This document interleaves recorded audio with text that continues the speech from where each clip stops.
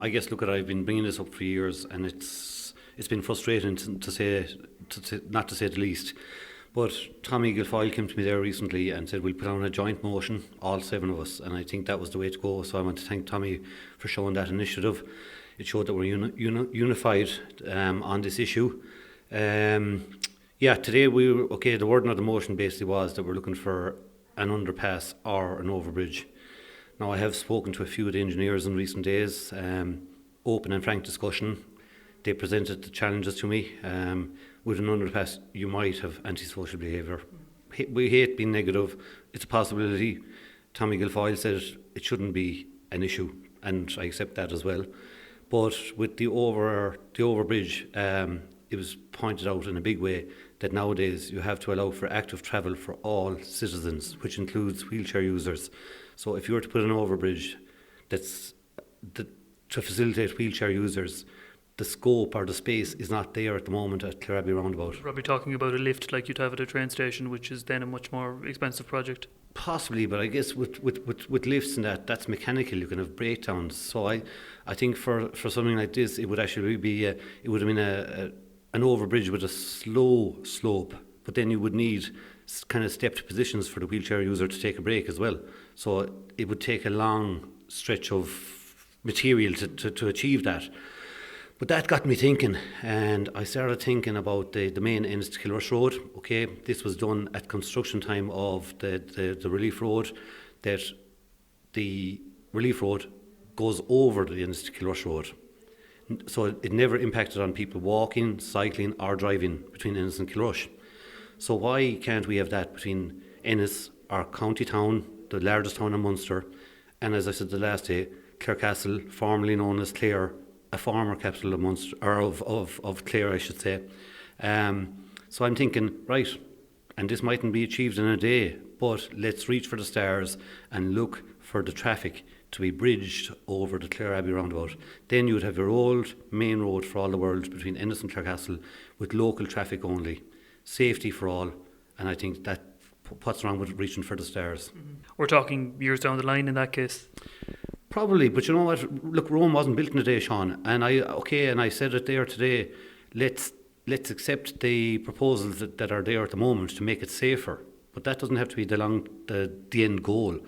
I think the impact on traffic. I think by putting in the proposals that are there could be backups or little bits of delays. But you know what? People are stuck in the cars for hours above the M50 every day. So if it means 5 minutes or 10 minutes of a tailback on the dual carriageway coming into Ennis, do you know what? If that means people, the walker, the cyclist, the vulnerable road user, the wheelchair person, if they are safer, I think we should take that in the short term, but go long term with bridging that roundabout altogether. Councillor Tommy Guilfoyle, you were part of a joint motion at today's meeting of Ennis MD in relation to the Clareabbey Roundabout. This is an issue that has come up quite a bit over the years. I think it's fair to say both yourself and your colleagues here in Ennis MD raised the issue today, really looking for a progress update on this and also progress.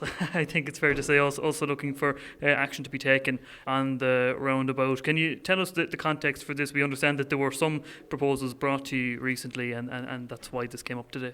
Yes, indeed. Look, there has been a public consultation process, and I welcome that.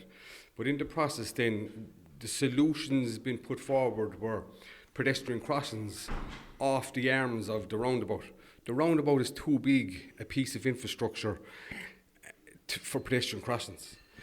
Way back at the beginning when this was being planned, if that roundabout was the decision made, there should have been overpasses or underpasses or a flyover done back then. But here we are now, years later, it hasn't progressed, even though my fellow councillors before me have pushed this and pushed this and pushed this. Now we have the TII, they're sitting down putting together possible proposals, but I think they got their first stab at it wrong, and we are now raising the profile of either a walk over or a walk under. Walk unders are prominent in Australia, where we've got flyovers here, pedestrian flyovers here down in Shannon, in Dublin, in Cork, and other counties. The main tributary roundabout of our county deserves a better option than holding up traffic. If we're going to grow industry, grow housing for people to want to come and live here, when you come in off the main motorway and the first thing you do is stop at a pedestrian crossing on your way home, or delivery truck or a service engineer, That doesn't operate in this day and age. So we need better options for the Clareabbey Roundabout. And as you mentioned, a number of proposals were put to you. There was a suggestion by your colleague, Councillor Paul Murphy, today that those options should be taken in the meantime, in the short term, and then look at a larger option later on. What did you think of that suggestion? Well, look at the suggestion, as he said himself, was a bit left field because he's a co-signatory in the motion, and the points in the motion clearly state that the public does not want pedestrian crossings at all exits of that roundabout. So the public are looking for proper protection. A pedestrian crossing will not guarantee your safety. It's possibly a little bit safer, but at such a busy junction, I don't think the safety will apply. Someone can still get clipped on a pedestrian crossing, but with a walkover or a flyover, people are totally safe, and traffic can flow freely, and that's what it's all about. With this gone forward now, do you think that there could be action taken on it, and would you like it maybe to become more of a priority of the Oireachtas members? Well, I have reached out to our Oireachtas members. They've been very responsive and very positive.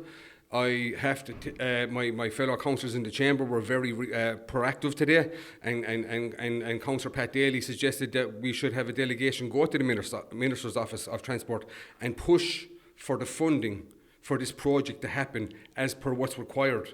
Not a cheaper project because it's easier to do.